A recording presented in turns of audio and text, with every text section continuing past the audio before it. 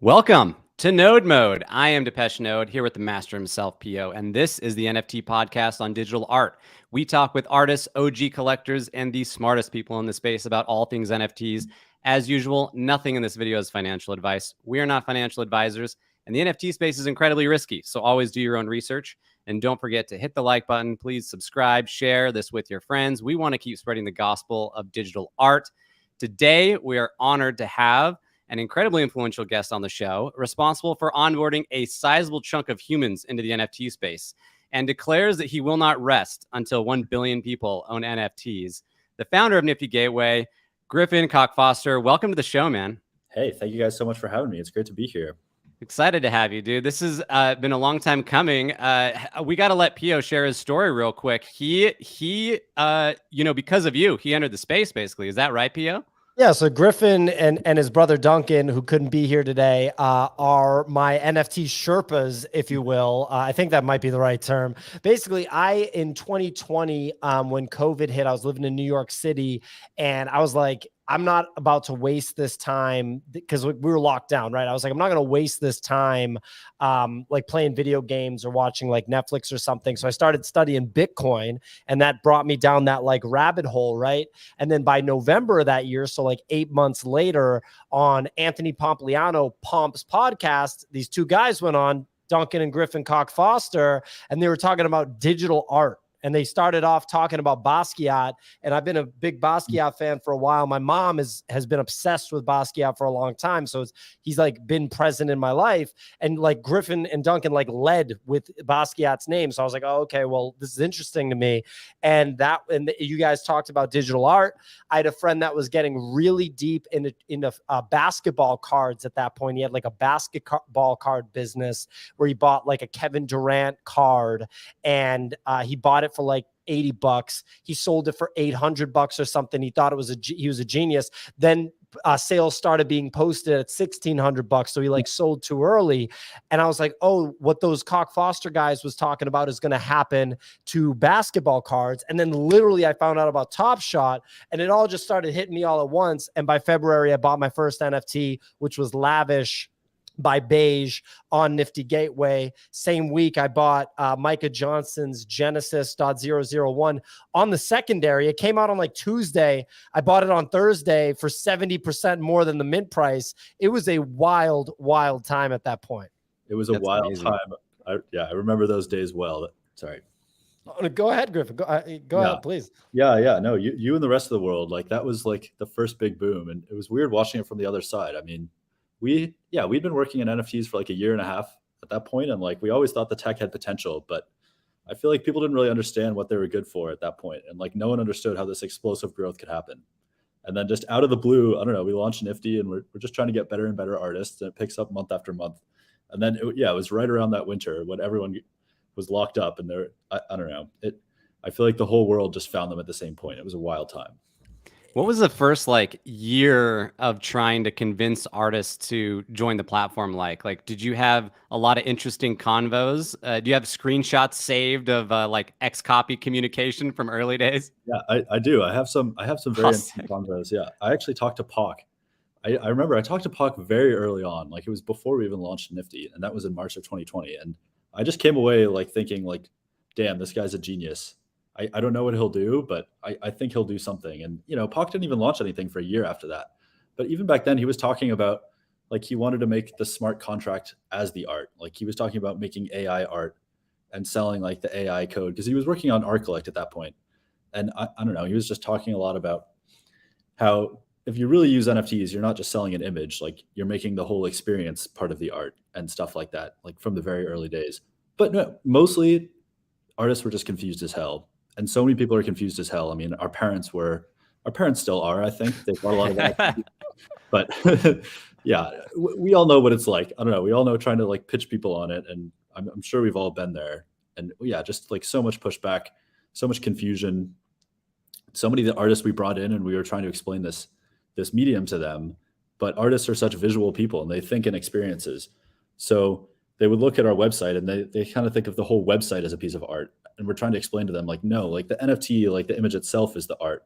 You shouldn't think of it as like one big experience. And I don't know. We we sent out so many cold emails and just had to fight like tooth and nail to get a single person interested. Who was kind of like the most influential kind of early artist that it kind of clicked for you, at least for them? Then they said, okay, let's go. Yeah, it's funny. There's a guy named Michael Kagan. He was in our first drop actually, and it was just so refreshing because we brought him by the office, we pitched it, we'd done so many of those pitches, and everyone like was just too confused and like couldn't say yes. And he was just like, yeah, I'll try it. Why not? This seems interesting. This seems like the future. And when you're doing a startup, just like getting the one yes is such a big milestone. Just like one customer, one person who will do something, you've made so much more progress than the zero. Like it's literally the 0 to 1. And I don't know, I saw him last year at Art Basel and I was like, dude, I so appreciate what you did. Like that was so amazing. Just the first yes makes a huge difference. And his art is amazing. Yeah, absolutely. I've got so many more questions, but I want to let Pio ask a couple because I know like I came in through DC Investor and Art Blocks kind of style, and I missed that first like initial mega Nifty gateway wave. So Pio, I'll let you ask some questions because I know like you were in the trenches back then.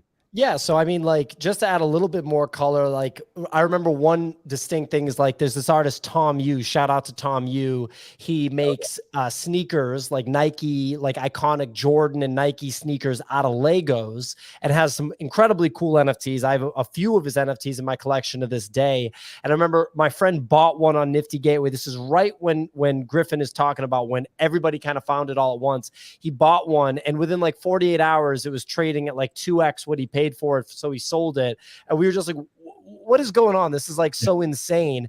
And so Griffin, like people might like not fully grasp, like you and your brother, you're really young guys. So did you guys go to Stanford? Am I remembering that correctly?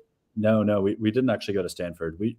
My brother and I are identical twins, but we went to separate colleges. He went to Emory in Atlanta, and I went to Washington University in St. Louis. Okay, gotcha. So I don't know where I got the Stanford from, but basically, did you guys develop this right out of school? Like start working on this right out of school?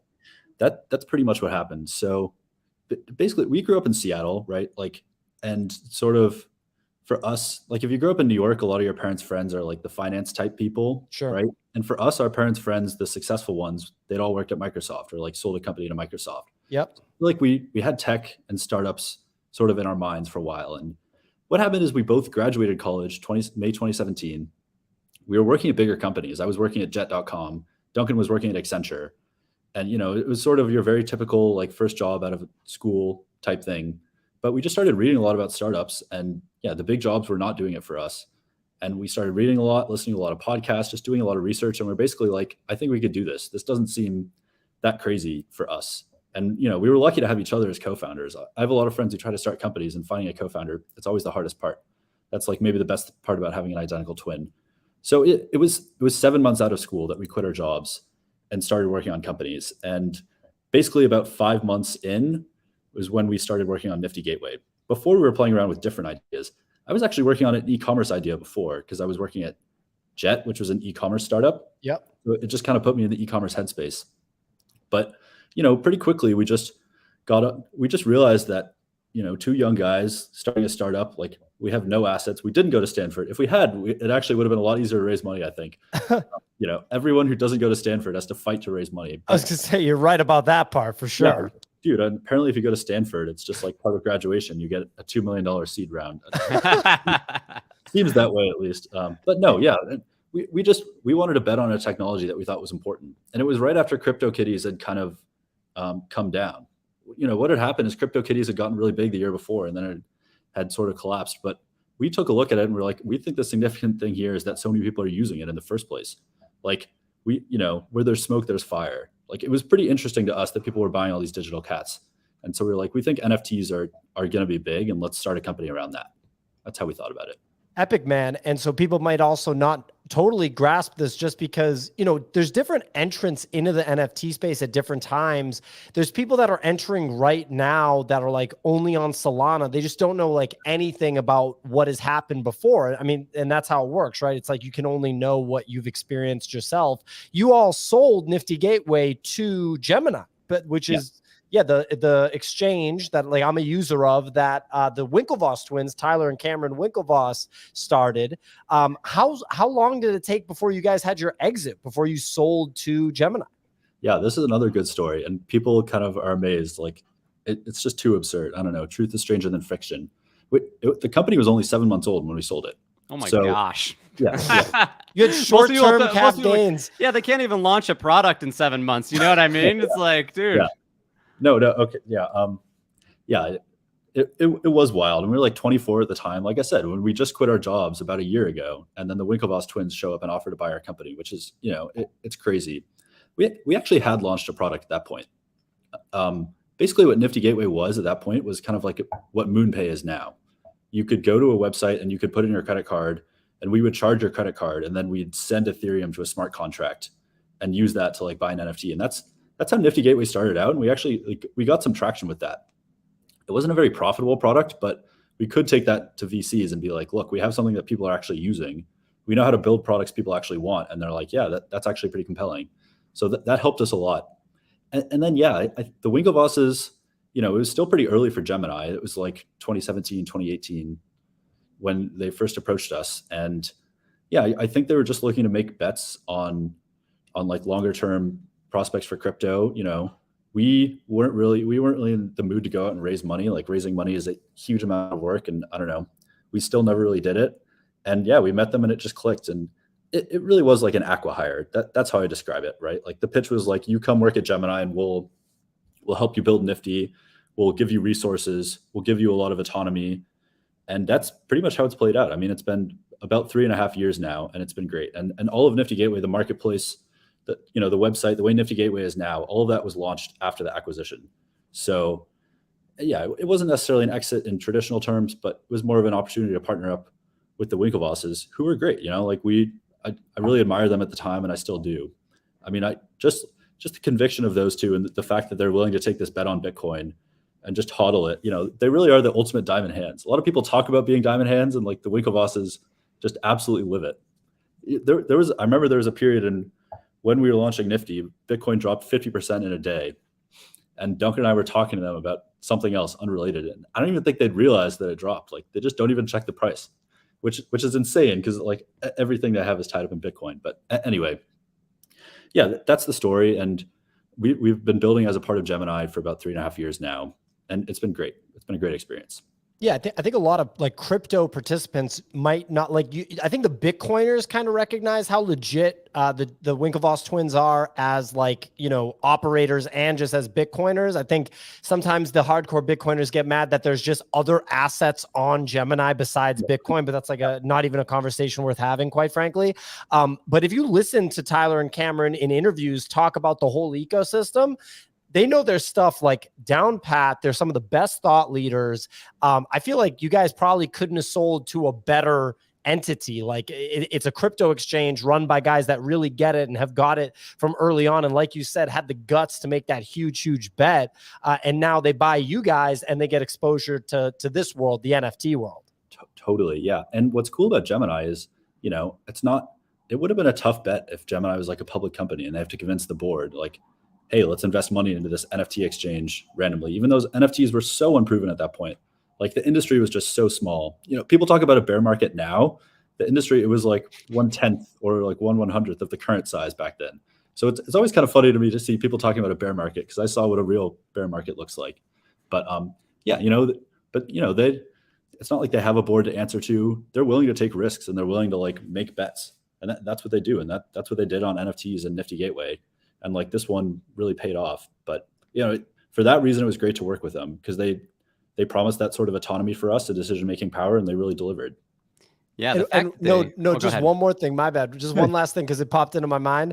So you and your brother are identical twins that sold your company to identical twins, the Winklevoss twins, right?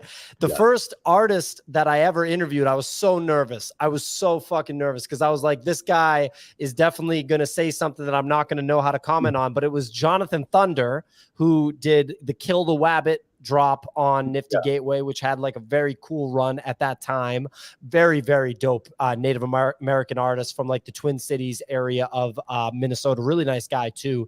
Did that interview with me, did a couple more after that. But he told me that the people that onboarded him to the NFT space were also twins. So he got onboarded to this. Yeah, to the space from Twins. Then he got put on the platform with Twins, and that platform was sold to Twins. So I always got a kick out of that. I thought that was funny. It's called Gemini, which like means twin or something like that. I don't know. There's just, yeah, it's very twin focused over here.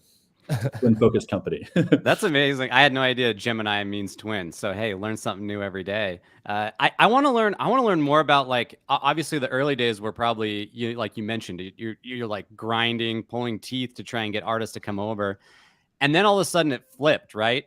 And if I feel like it all happened at once. Do you have like a crazy story or two that you could share of, like, I don't know, an insane drop or just like traffic to the site? Like, I imagine there were some pretty crazy days over the course of that like initial bull run. Dude, yeah. Oh my God. Like I definitely have some stories to share, and some I probably shouldn't. You know, We'll start with those for sure. Yeah.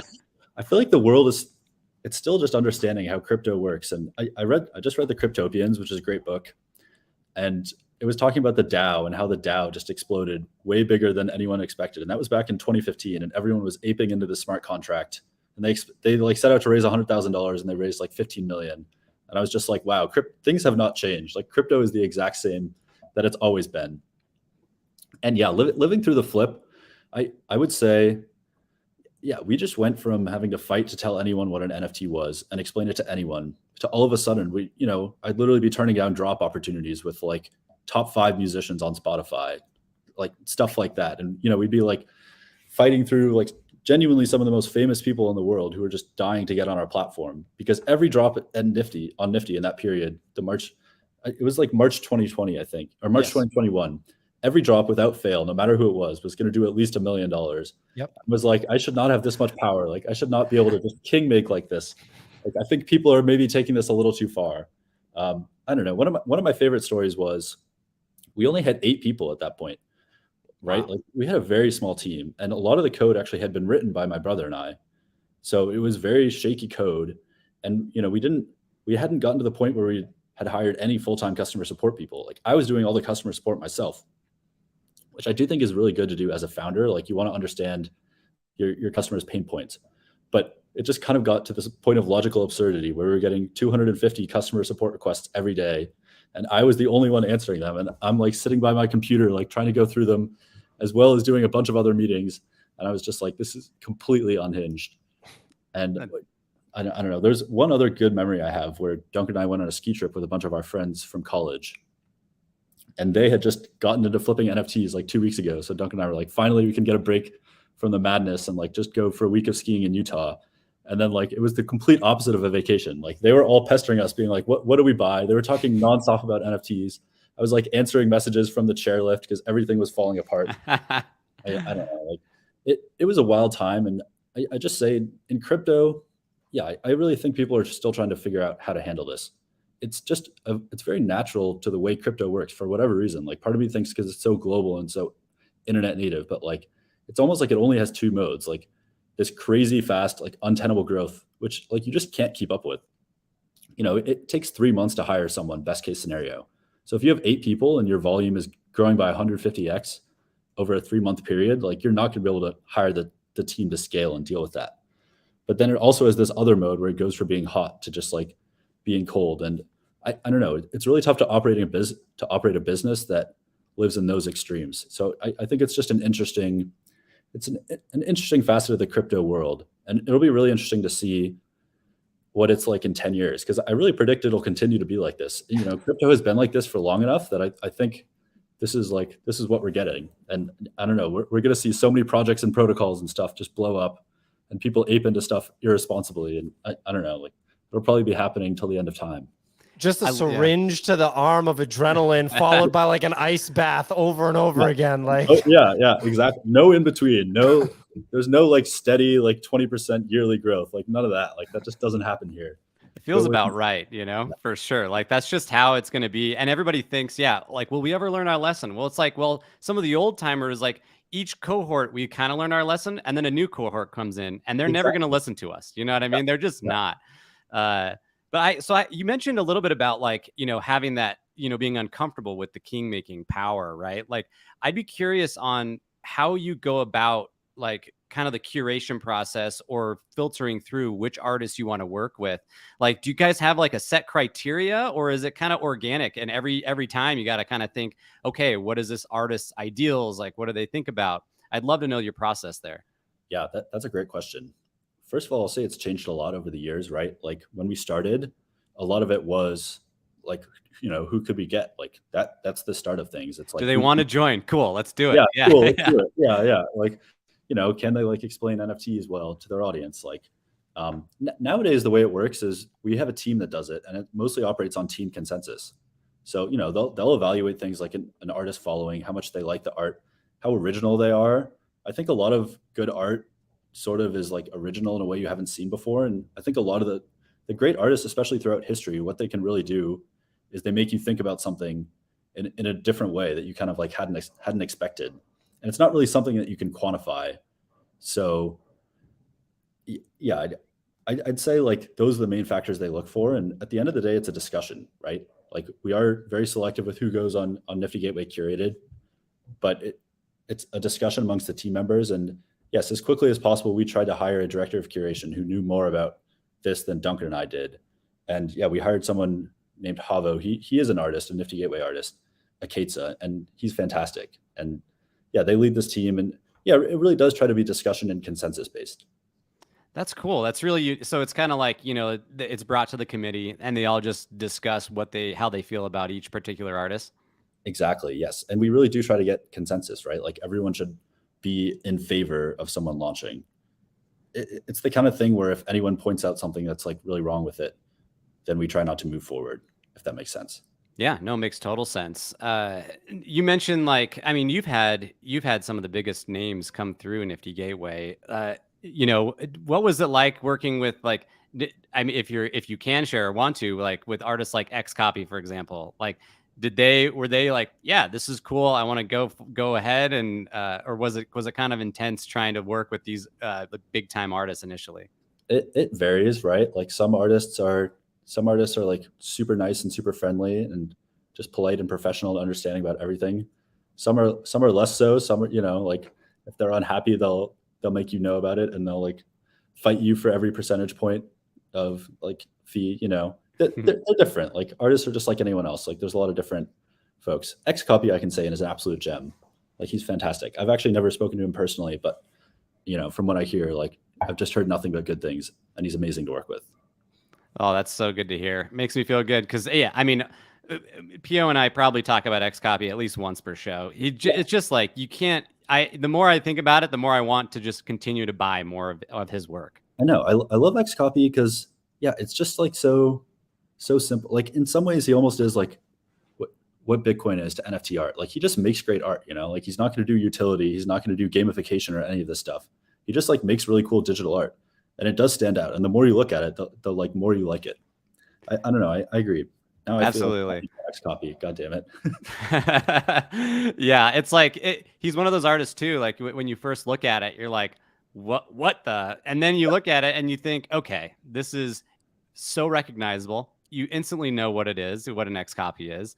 And like I love sharing. I love like showing family or friends that have no idea what's going on. I'm like, yeah, this is XCopy. They're like, and they're all like, initial reaction is like, ugh. And then they're like, actually, that's pretty cool, I know, yeah. I remember I had the same reaction. Like when we first did a drop with him, I was like, oh, what is this? And then like, yeah, you look at it more and it's kind of mesmerizing. And it doesn't try to be anything else except what it is, right? Like that's what I love about it. Like no gimmicks, no utility, just art. And my thing with it too, because like a running theme that we have on this show, Griffin, is basically that there is in the traditional art world and especially in the digital art world, you see a lot of like on the nose references to other art. Sometimes I question, how deeply original an individual artist is. And look, it's incredibly hard to be original, but that's kind of the whole thing to me on what makes an artist really important.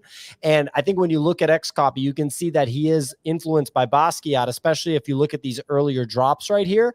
But he like took that Basquiat influence and just like turned it into its own thing in such a big way that he is original. Like you got you got the skull, You got the crown and you got the body parts, which are all themes from Basquiat. But the way that he does it is so uniquely his. And I don't remember which piece it is, but there's another one where there's like a hand or something with an upside down crown, and he's like spinning around the crown in his hand. And I was just like, wow, that's so good. It's almost like he's saying like, yeah, I'm influenced by Basquiat, but look at how nice, like, look at how good I have it here. Like, look at how incredible my skill set is. And you know, here you got knives. You see knives in Basquiat's work a lot. You got the skull, and then you got written stuff. Same deal. All that comes from Basquiat, but the way that he does it is so natively like original for XCopy. And he just took it and ran with it so far. Like I'm so massively impressed by XCopy. He's without a doubt my favorite like Web3 artist. Yeah, and it's also like digitally native too. Like everything he makes is GIFs, and you know, it's almost like it'd be interesting to think about what Basquiat would have done if he had made digital art or something that was like internet online. But you know, yeah, XCopy stuff, like, so it's so natively and so well handles the fact that it is digital and like videos. And yeah, I agree. I think XCopy is a gem. Like everybody like loves to talk about, you know, which artist will still be around in 30 years. And like, I don't know, a lot of that I think is because people want to speculate and be like, oh, what do I buy? What grails do I collect? But XCopy seems like a pretty sure bet to me. Not financial advice. Don't worry, we covered that on the in our intro, man. Yeah. I totally agree though. Are there any other artists that like have stood out to you just in terms of their work that you've like really loved collecting? If you're allowed to share. I know that you got to be kind of careful as like the head of the company, but yeah, well, I wouldn't say anything crazy, but there's a new one called Tormius who's done a few drops on Nifty. I just tweeted out about how much I liked his work the other day. And I don't know, he just does these really cool abstract shapes that sometimes speak to you. Yeah, this Very artist. cool. Yeah, I don't know.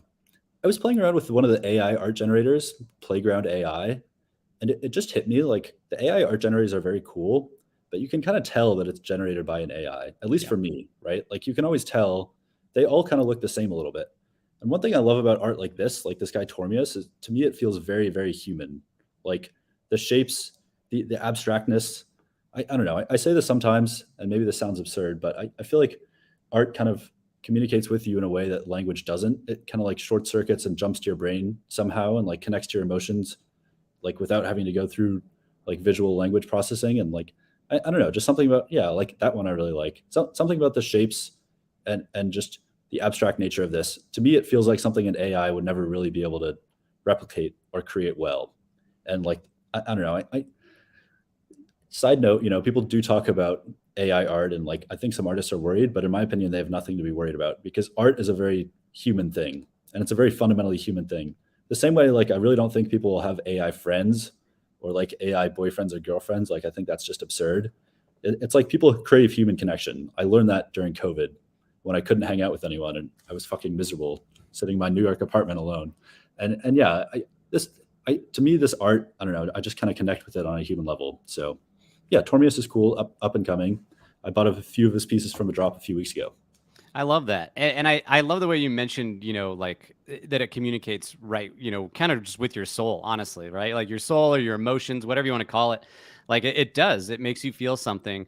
And I actually was, you know, when you mentioned AI, that I am curious, like, for me, the way that I view AI is like, okay, it's going to be almost used as a commodity, right? Okay, we want to animate a character and maybe we do some background theme stuff in a video game and we use AI to help create stuff and it's good enough.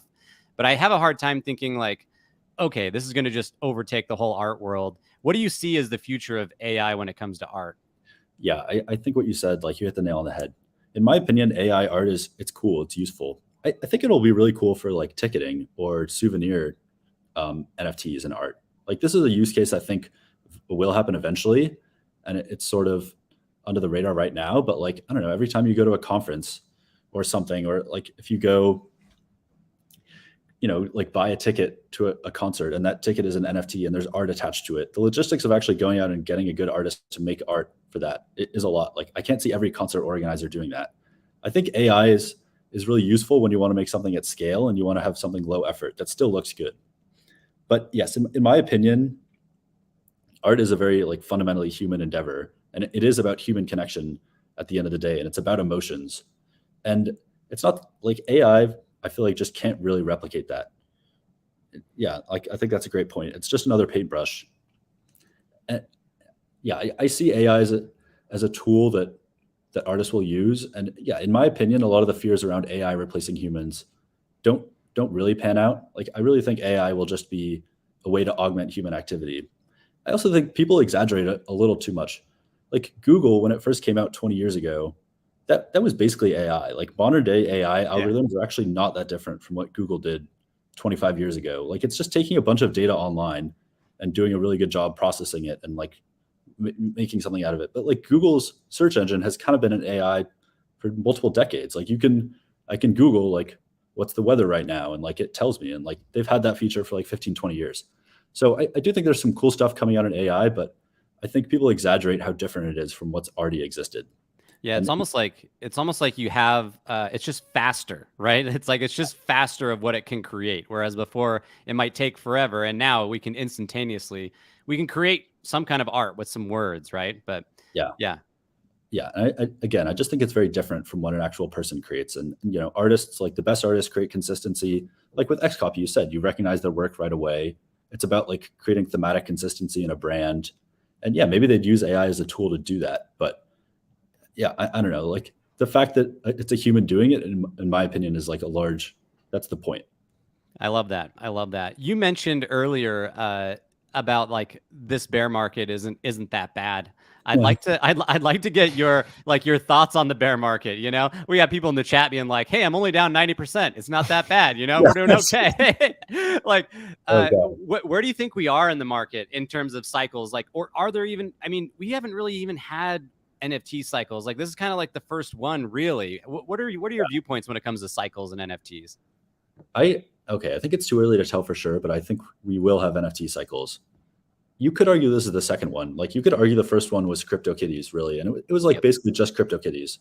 So maybe that doesn't count. But back at the time, like that, the same thing basically happened. CryptoKitties got really big. Like I think at one point it was 20% of all transactions on the Ethereum blockchain in 2017. So yeah, and then it sort of died down, and people were very bearish on NFTs. And then the current cycle kicked back in. So I do think it'll be cyclical, but yes, I also think it's too early to tell. And I think I guess you could say this happens with crypto cycles too, but it's not necessarily true that the NFTs that were popular this cycle will be back next cycle. Like it's kind of an issue with NFTs. Like you might be left holding some NFTs that nobody thinks are culturally relevant and no one wants to buy. So even if NFTs as a medium and as a format do explode and come back in a major way, then I don't know, like some of the people holding NFTs still might be in bad shape. That's fair. And yeah, and on the bear market, yeah, I will just say it is really interesting seeing people who came in at different points. Like I know you were saying this earlier, like there are people who came into NFTs before I did, and then I've watched a lot of people come into the market, and it's interesting how they have different backgrounds. And like the royalties debate is, in my opinion, the most potent illustration of this, because I don't think we would ever stop enforcing artist royalties on Nifty. Like I just don't ever see us doing that. Because for us, I think a lot of the people who came into art and like who were around in 2017 and sort of saw this medium in its very early days, like to them, it almost feels like the royalties are kind of the point. Like it is supposed to be this different thing where artists get the money they deserve and they get it in perpetuity. Like it was just so foundational back then. And yeah, and now I think some people are coming into NFTs who are more interested in trading, and especially in a bear market, they want the lowest fees possible. And sort of, it was only a matter of time until someone opened up a marketplace that had zero royalties. But I don't know, it's just not something that we would ever change, I don't think. And it does seem to me a little bit like the NFT market is bifurcating. Like there are folks who are much more on the trader side and are there to flip, and like they're more into PFPs. And then there are folks who are more into the art side. And a lot of the folks we talk to at Nifty, for them, it's not necessarily as much about flipping or trading or anything like that, right? Like it's a lot of different things. It's about looking at cool art and discussing it. It's about community, and it's about like hanging out with each other in Brooklyn on the weekends. Like, I don't know. I think as with any market, when you look at the different market participants and understand that they have different goals and different behaviors, it starts to make sense. And I think for us, we really did come from an art background. And it's sort of in 2017, that was the entire NFT world was art. And all the other stuff, it feels a little different. I completely agree. Like when it comes to the art side of things, I mean, Pio and I are both on the same page.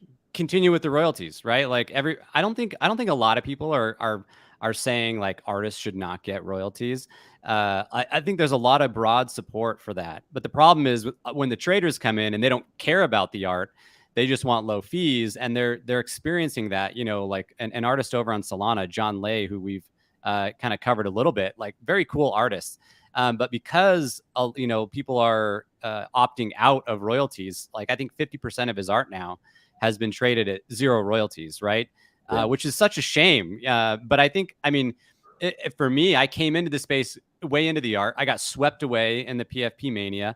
And then over the last like 9 months, I've like gravitated really hard right back to the art stuff because I like collecting and I like longer term stuff.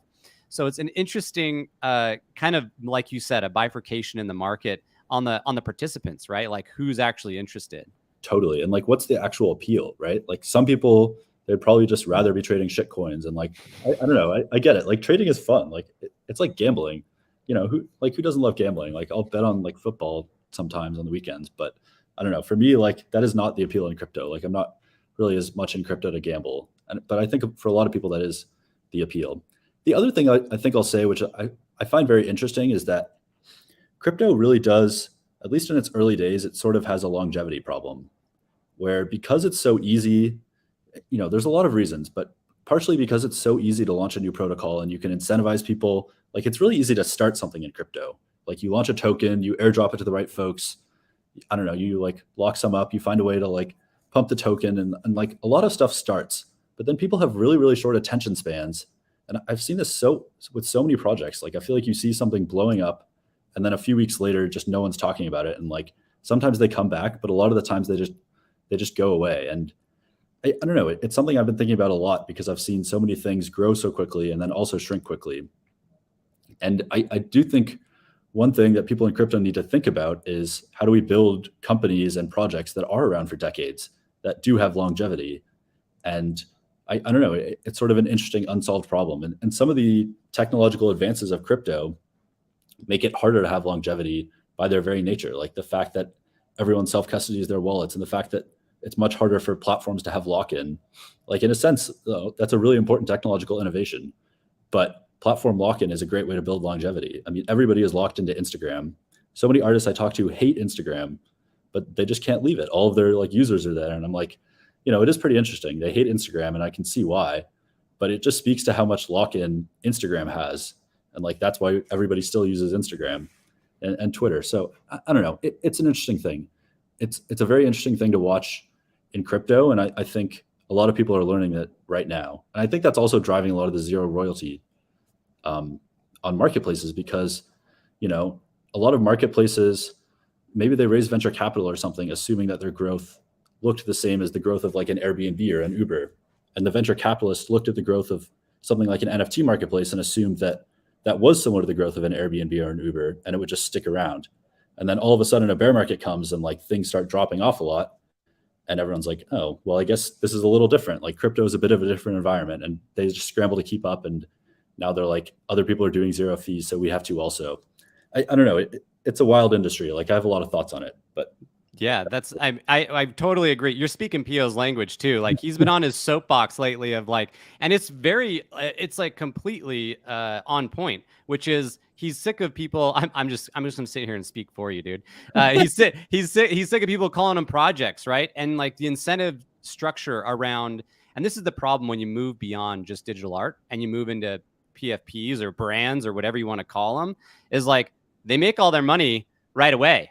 Yeah. Before they need to deliver anything. And then, hence the term rug pulls, of course, right? And it just kind of goes on and on. But yeah, like how the hell is that going to last? Like, I don't know. I also think it's funny. I read a lot of history books and I don't know, I was reading a great book about the financial system in America in the late 1800s and early 1900s before the SEC existed. And so much of the stuff reminded me of crypto. I mean, like the scams and the rug pulls and like, I don't know, you'd have things where like the New York City government would invest in a railroad company and then give that company like the best rail station in downtown Manhattan or something. Like that sort of thing was so common and it was legal. And I'm like, yeah, this just kind of reminds me of crypto. Like it's all early, but you can see you can see why this stuff is now illegal, because it's a disaster and everyone involved just loses all their money. I don't know. Anyway, I think it's interesting watching the crypto system relearn that. But at the same time, we do have to balance it with the good intentions of why crypto was started. And I do think it's a genuine innovation in a lot of ways. And people are trying to figure out what are the innovations that are good and how do we build this sustainably while not becoming like the old system. Like, I don't know. It's been very interesting to watch. Yeah, absolutely. So we're kind of like in the midst of this bear market. Like, what are you guys up to over there in terms of like, how do you view the future? And yeah, like, what are you guys working on? Yeah, great question, man. We're working on a few different things. So we are the platform powering the Starbucks Odyssey platform, which I don't know if folks. I didn't know that. Yeah. It's like very under the radar. I mean, we announced it on our Twitter, and Polygon got a lot of attention because it is being built on top of Polygon, but a lot of it is built on top of Nifty Gateway infrastructure. And Nifty Gateway, we've been operating a custodial wallet and a custodial marketplace system for NFTs for about 2 years now. And it's done almost $1 billion of volume. We have over 1 million users. We are, in my opinion, a leader for operating custodial NFT infrastructure. And there's a lot that goes into that, right? Like, there's the actual custody, there's letting people withdraw NFTs, there's letting people buy with all these different payment methods, there's minting the NFTs, there's building a marketplace for that. And the Starbucks project is really, really interesting. And I'm very confident that it's going to be successful, because the folks running it the guy running it is the same guy who built out Starbucks' entire NFT app. The guy running it is the same guy who built out Starbucks' entire mobile app. So Starbucks has the mobile loyalty rewards app, which is really, really successful, that a bunch of people use. And they've done a great job building an ecosystem that just runs off of loyalty points, which are just like centralized things on a database. And he is a big believer in NFTs. He totally gets it. And like, their whole vision here is to build a rewards ecosystem that's powered by NFTs.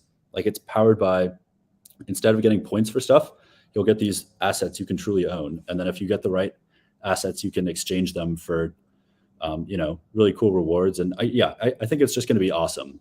And, Nifty is playing a large part in powering that. And it's a trend I think we'll see more and more of. And we saw it with Reddit too, right? Like, they're doing really cool stuff. I think we'll see other use cases for NFTs pan out that look different from PFPs. Like, Starbucks is using it for loyalty rewards, but I don't know. I think there's a lot of potential for that. And then on the other side, we're really focused on building out publisher ecosystems as well. Like, we just launched our publisher tool, which lets people use the same like tools that Nifty Gateway has built to release NFTs, like releasing NFTs accessibly. And I still think there's just so far to go there. Like, I think there are all these use cases for NFTs that will happen at scale and just haven't happened yet. And I still think tech that makes it easy to onboard is incredibly essential. And I think custodial platforms are a great way to do that, or platforms that offer a custody option are a great way to do that. And we're still focused on bringing 1 billion people into NFTs. I love that. What other kind of infrastructure do you feel like is needed to get 1 billion people here? Yeah, it's a good question. I mean, I think what's needed is infrastructure of people who understand what NFTs are useful for and can like spread the word and tell the right people, right? Like, when Shopify launched, and it took them years to build this, right? These things do not happen overnight. But when Shopify launched, they have a really great set of people who help e-commerce brands build stores using Shopify. And that sort of has changed the way that e-commerce infrastructure works, because before you used to have to build your own store online, and like the tools were just terrible. But once you can use Shopify, you can do all the stuff that you couldn't do before.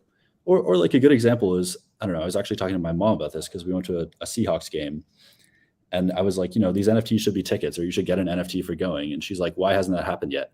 And I'm like, well, just the fact that it hasn't happened yet doesn't mean it won't happen, right? Like, how long did it take for the Seahawks to start selling tickets online even? Like, that probably took at least 10 or 15 years. Like, how long was it until you could actually buy a flight online? I think a lot of infrastructure just takes time to build. And, it's frustrating. It's difficult in the crypto environment too, because everyone loves to talk about the future, but then they also ape into stuff along with 100,000 other people online. And it's like, the two have such completely different timelines. Like, the reality of the world is like, infrastructure takes 10 to 15 years to establish itself. And like, this stuff, it really just takes time to seep in. And, everyone in crypto land has an attention span of about a week. So they're like, why hasn't it happened yet? Like, I don't know. I think it's an interesting mismatch. But yeah, in my opinion, I think we're in a really good place, and bear markets are a great time for this to compound.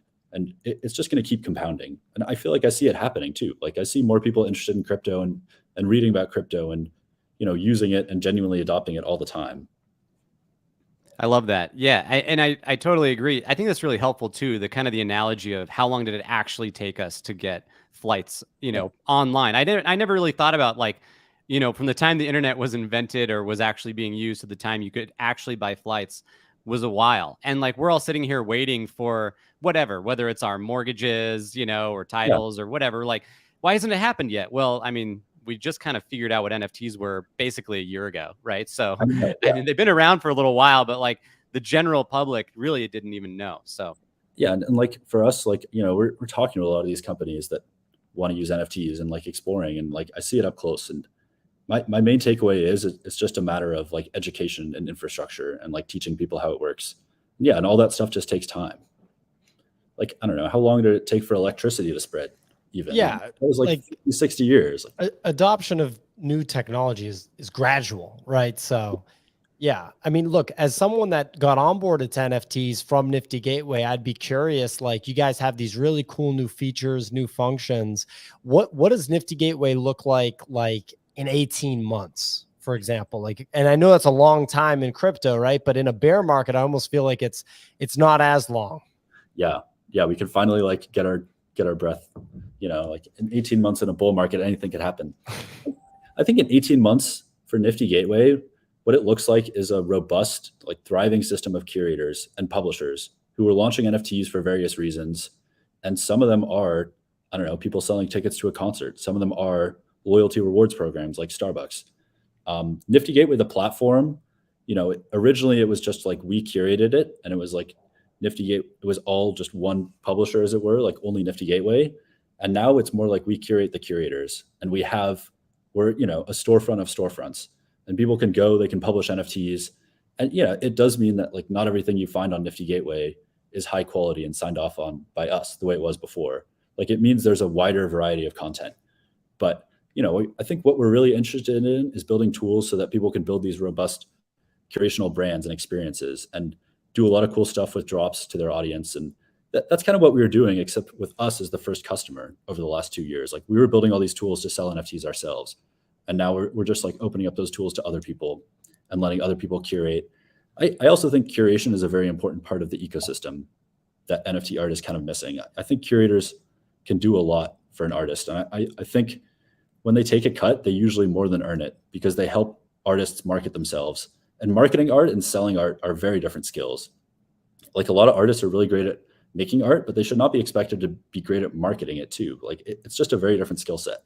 So yeah, my prediction, I think we'll have a thriving, robust system of curators, and that'll just compound. I think curators will get better at it and get better at marketing art. And I think through that, it'll reach more people. It'll be a more self-sustaining ecosystem.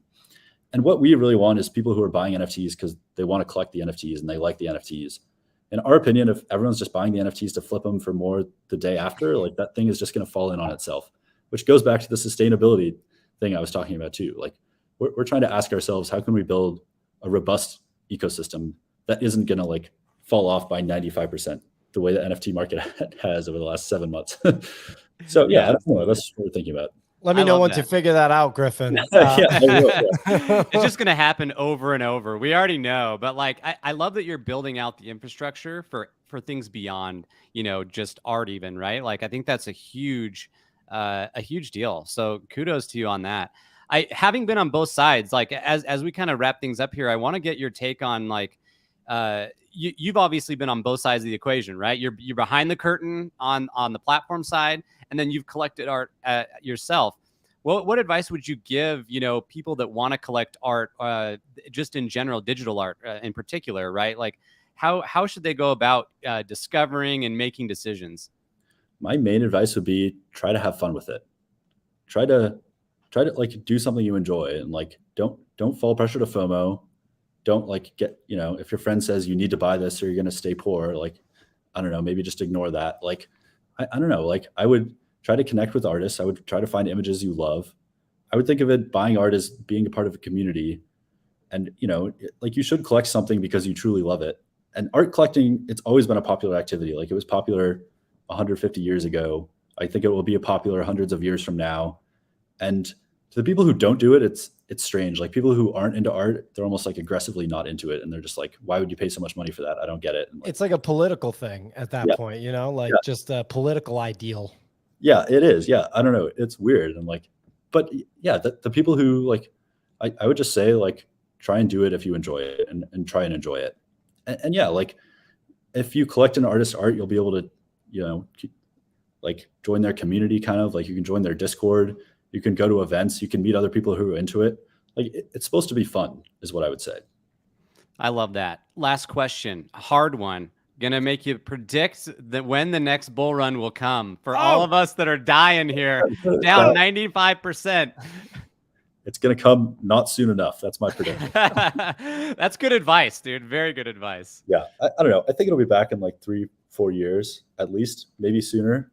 I really try not to be able to predict the future. I mean, certainly I could not have predicted what happened with NFTs the first time. I mean, that just took all of us by surprise. And I can tell you for a fact, because the NFT community was so small then, I knew everyone else in NFTs. It took everybody by surprise. Like everyone was just stunned. Like the OpenSea founders, the Axie founders, like none of us could have predicted like what the next few years would have looked like. And if someone had told us, you would have just been like, there's no fucking way. Like you're lying. I don't know. So yeah, you know, yeah, I think within 5 years it'll be back. Yeah, I love that. No, I appreciate the answer for sure. And definitely, I think that's wise. You know, don't even try to predict because things are, like you said, truth is stranger than fiction, you know? So absolutely. Really appreciate you coming on the show, man. This has been fantastic. If you guys aren't already following Griffin Cockfoster and Duncan as well, definitely give them a follow on Twitter. I didn't even know all the cool stuff they're working on over at Nifty Gateway. But thanks again, Griffin. We'll see you around for sure. Cheers. Thanks so much. Really appreciate it. Thanks so much for joining, man. This was awesome.